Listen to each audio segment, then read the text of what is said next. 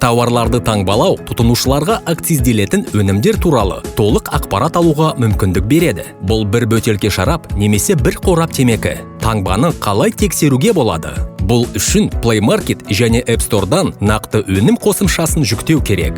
Data Matrix штрих-кодын сканерлеу қажет. Ол QR кодына ұқсағанымен стандартты штрих-кодтан ерекшеленеді. Сканерлеу нәтижесі өндірушіні өндіріс күнін, тексеру күнін және таңбалау кодын көрсетеді. Бұл өз кезегінде өнімнің түп нұсқалығының кепілі. Егер сканерлеуден кейін қосымша өнім туралы ақпаратты көрсетпесе, онда бұл контрафактілі өнім. Бұл жағдайда сіз қайтаруды ұйымдастыра аласыз және мұндай тауарларды сатып алудың қажеті жоқ екенін біле аласыз. Біз әрқайсыңызды нақты өнім қосымшасы арқылы акцизделетін өнімді тексеруге шақырамыз. Сізде сұрақтар бар ма? Көрсетілген нөмір бойынша бізге хабарласыңыз.